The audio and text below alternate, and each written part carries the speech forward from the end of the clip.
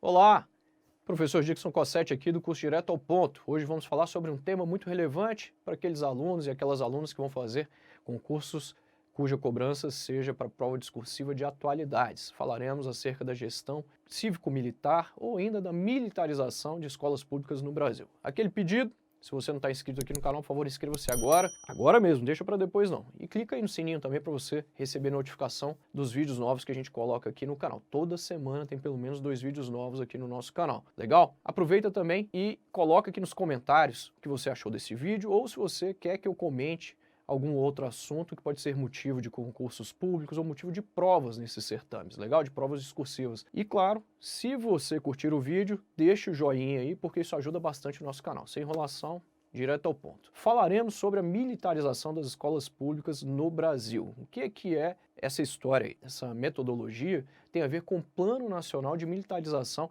das Escolas Públicas no Brasil, que é um projeto capitaneado pelo governo federal. A estimativa é que mais de 200 escolas públicas no Brasil sejam militarizadas. É conveniente lembrar que esse processo de militarização ele não compreende todos os níveis. Ele compreende o ensino médio e também algumas séries específicas ali do fundamental. Dickson, mas o que é militarizar a escola de acordo com esse programa? Na verdade, esse processo de militarização, ele envolve aqui uma gestão compartilhada, ele compreende uma gestão compartilhada, chamada de gestão cívico-militar. Legal? Essa gestão cívico-militar é uma gestão, então, em que cada um dos entes ali, cada um dos atores tem uma responsabilidade. Quem são esses atores? A Secretaria de Educação, de um lado, e, do outro lado, a gente tem ali, teoricamente, o Ministério da Defesa ou ainda os profissionais relacionados à segurança pública daquele estado, daquela unidade federativa. De acordo com o MEC, entre esses militares aí, a gente pode ter os militares das Forças Armadas, aí eu me refiro, como você sabe, ao Exército, a Marinha e a Aeronáutica, ou as forças auxiliares aqui. E aí nós temos Polícia Militar, Corpo de Bombeiros, normalmente são esses profissionais. Do lado da Secretaria de Educação, eu me refiro também aos profissionais de educação. O que cada um desses entes aí, desses atores, vai fazer? De acordo com o próprio MEC, os profissionais de educação, a Secretaria de Educação, são responsáveis por fazer toda a parte pedagógica, ou seja, tudo aquilo que é relacionado ao conteúdo, tudo aquilo que é relacionado ao que vai ser ministrado, as disciplinas, o formato, metodologia, tudo com os profissionais de educação. Por outro lado, os militares têm incumbência relacionada aqui à parte disciplinar. Todavia, o MEC também, no próprio programa, ele garante que esses profissionais militares podem atuar na parte administrativa. Tanto é que alguns cargos dos militares que fazem parte desse programa de gestão compartilhada, cívico-militar, possuem um cargo de oficial de gestão escolar. Isso quer dizer que ele também pode se envolver ali na gestão administrativa, na parte administrativa. Ressalto aqui que há já vários modelos, são mais de 50 unidades de ensino no Brasil que já estão funcionando nesse esquema cívico-militar, mas há diferenças entre eles, né? Entre essas unidades, na verdade, há diferenças entre essas unidades. Dickson, isso tem a ver com o que? Esse processo de militarização das escolas públicas. Bom, o objetivo disso é melhorar cada vez mais o desempenho de escolas públicas no Brasil que não tinham bons desempenhos, sobretudo no Enem e no IDEB. Então o objetivo primordial diz respeito a isso. E claro, há objetivos também aqui relacionados à segurança pública, que é conter o avanço da violência nas escolas. Como você sabe, o ambiente escolar hoje é um ambiente em vários lugares que é repleto de violências. Isso diz respeito não só às agressões físicas e verbais, mas isso diz respeito a roubos, furtos, a consumo e tráfico de drogas, vandalismo, entre vários outros aspectos que envolvem aqui a violência nas escolas. Então, além disso, além dessa parte relacionada à contenção da violência e essa parte relacionada também à melhoria do desempenho desses colégios, dessas escolas, o objetivo desse processo é aproximar também os militares da comunidade, é melhorar cada vez mais a relação entre esses dois entes aí. Vale frisar que em algumas dessas escolas, desses colégios, os alunos devem usar farda, devem usar o tipo de corte de cabelo ou tipo de cabelo específico determinado pelos oficiais militares que fazem essa parte administrativa, essa parte disciplinar no colégio. Então, há uma série de condutas que devem ser seguidas aí pelos alunos. Diante de tudo isso que eu acabei de explicar, você me pergunta, mas então, Dixon, é bom ou não é o processo de militarização das escolas públicas no Brasil? Bom, o que eu tenho para te falar é o seguinte, em relação aos resultados das escolas militarizadas, em regra, essas unidades, elas possuem bons resultados, esses resultados são superiores sim às escolas públicas, mas muita gente diz que esses resultados superiores das escolas militarizadas, ele se deve ao grande investimento por parte do Estado.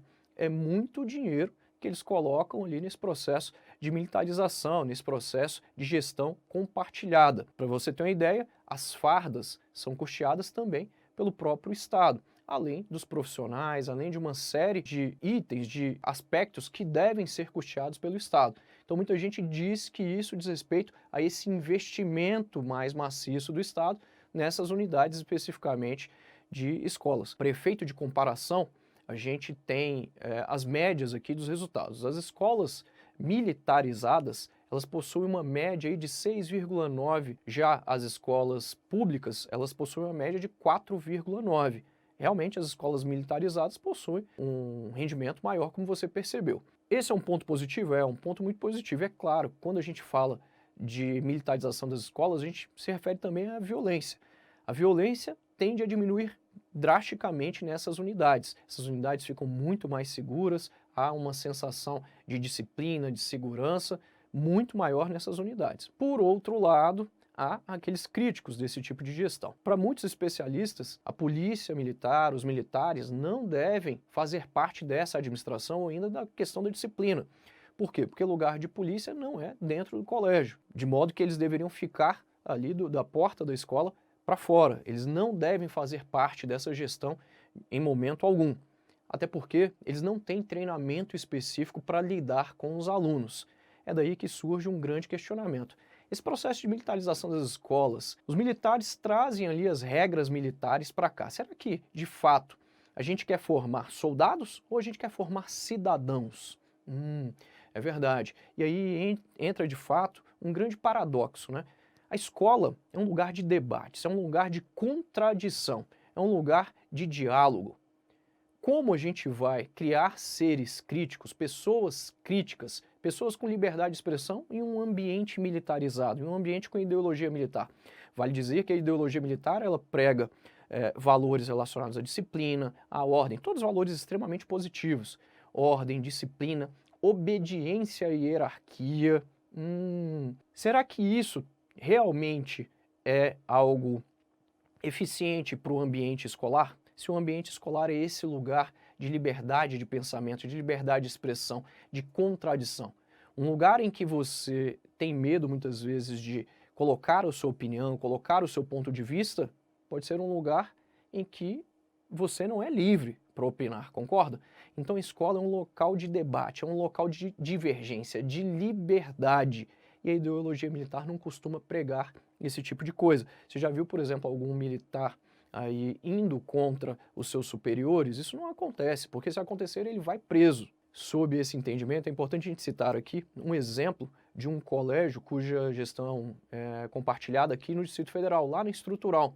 Vários alunos reportaram que foram ameaçados por policiais em razão de suas condutas, pelas condutas deles terem sido consideradas fora do padrão. E em alguns casos, neste mesmo colégio, alguns profissionais de educação disseram que os policiais militares acabaram, em alguns momentos, dizendo que determinados trabalhos iam contra as regras ali do colégio.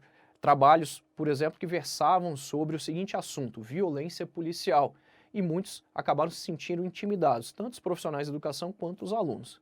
Diante de tudo isso que eu acabei de falar, é importante a gente ressaltar o papel do profissional de educação, seja um psicólogo, seja um pedagogo, seja um gestor educacional, seja especialmente o professor.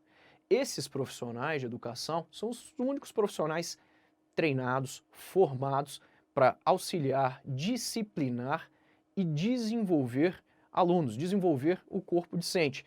Esses profissionais sabem exatamente o que fazer em relação a todos esses aspectos que eu acabei de falar. Esse profissional é o cara que vai preparar o aluno para lidar com a sociedade. É o cara que vai preparar o aluno para o mercado de trabalho. É o cara que vai preparar o aluno para ser um cidadão crítico. É muito importante a gente colocar isso. Para você ser um cidadão crítico, para você participar ativamente da democracia, você tem de ser livre, você não pode ter medo de se expressar. O diálogo, a divergência, o debate é fundamental para a construção de pessoas que de fato são autônomas, de pessoas que pensam por si. Por isso, a gente deixa aqui registrado que a escola formal, que o profissional da educação é realmente, tanto a escola quanto esse profissional, são realmente os elementos fundamentais aqui para a formação, para a disciplina e para o desenvolvimento dos alunos. E você? O que você acha? Você é a favor ou contra a militarização de escolas públicas no Brasil? Coloca aqui para mim nos comentários que eu quero ouvir. A gente se encontra nos próximos vídeos. Tchau!